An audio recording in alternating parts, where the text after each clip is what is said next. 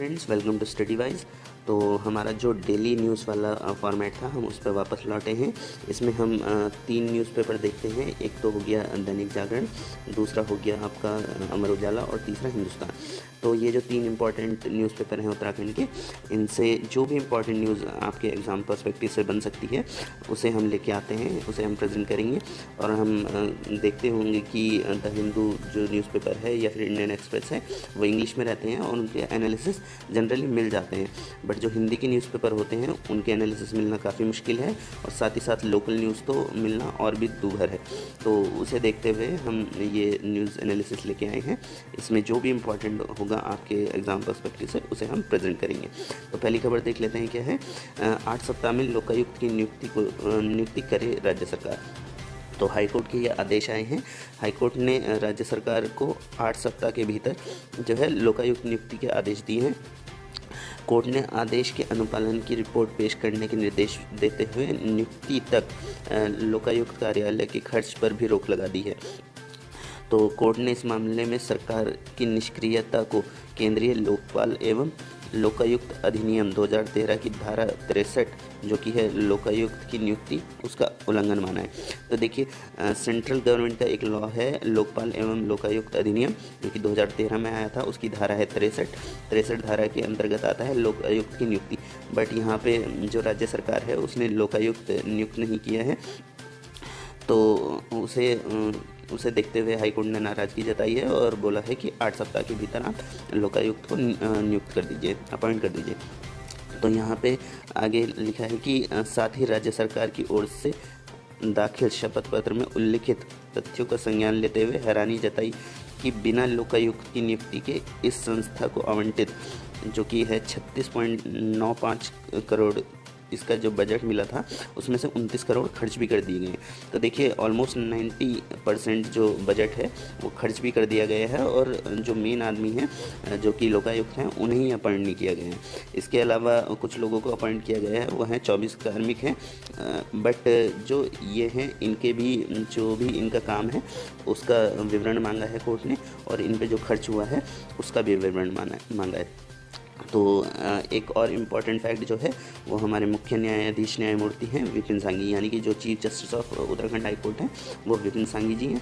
और यहाँ पे एक और चीज़ लिखी है कि उत्तराखंड गठन के बाद 2 लोकायुक्त नियुक्त हुए हैं। तो 2 लोकायुक्त नियुक्त हुए हैं उत्तराखंड के गठन के बाद से।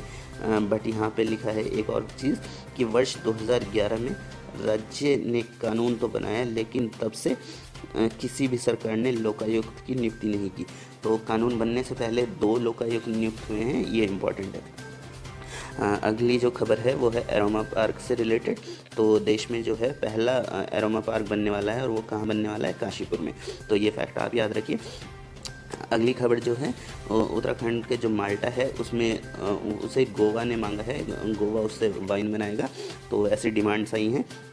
तो यहाँ पे लिखा है कि गोवा ने उत्तराखंड में उत्पादित नींबू वर्गीय फलों में दिखाई है रुचि, और तैयार हो रहा है प्रस्ताव। तो यहाँ पे एक इम्पॉर्टेंट फैक्ट बन जाता है कि नींबू जो है, नींबू वर्गीय जो फल उत्पादन है उसमें सबसे ऊपर है अल्मोड़ा। अल्मोड़ा में मैक्सिमम उत्पादन होता है नींबू वर्गीय फलोत्पादन। तो आगे देख लेते हैं। अगली खबर है गोपीनाथ मंदिर में आई दरारें। तो अभी काफ़ी ये ट्रेजेडी हो रही है, मंदिर जो है उनमें दरारें आ रही हैं। तो ये मंदिर जो है इम्पॉर्टेंट हो जाता है, न्यूज़ में आ चुका है। तो गोपेश्वर स्थित जो मंदिर है गोपीनाथ मंदिर, वो चमोली में है, चमोली डिस्ट्रिक्ट में, आप ये याद रखिएगा।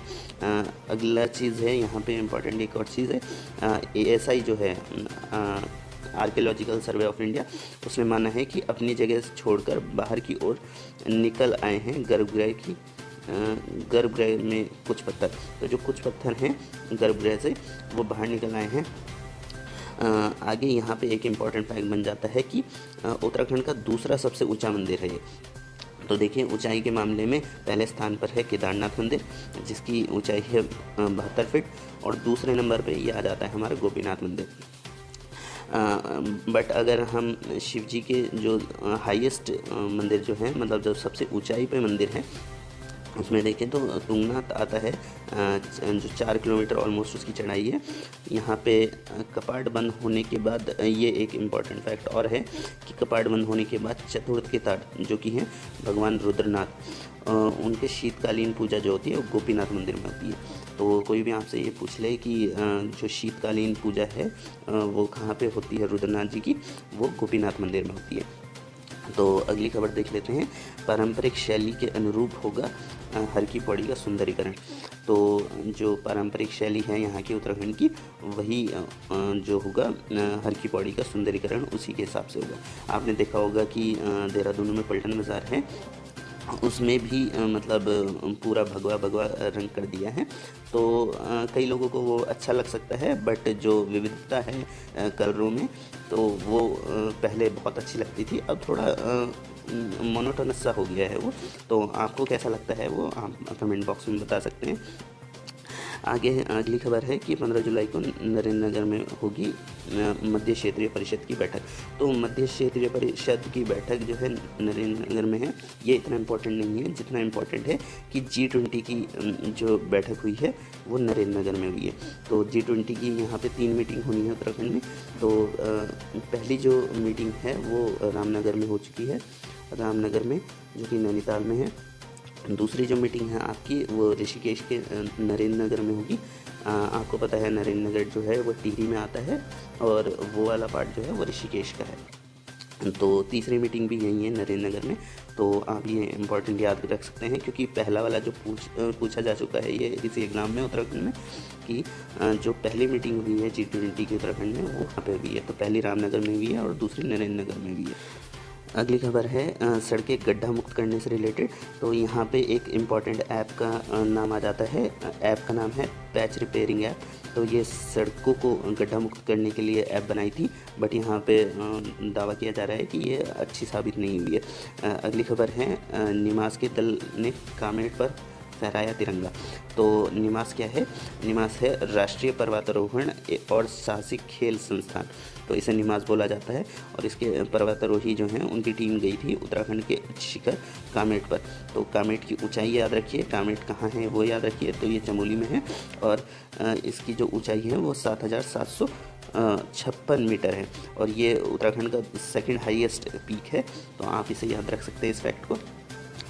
अगली खबर है भारत में वनडे विश्व कप होने वाला है। तो वनडे विश्व कप कहाँ हो रहा है, कौन होस्ट कर रहा है? तो ये याद रखिए इस बार भारत होस्ट कर रहा है और उसका कार्यक्रम जारी हो चुका है। ये यहाँ पे कार्यक्रम की लिस्ट है, आपको अगर इंटरेस्ट है तो आप देख सकते हैं।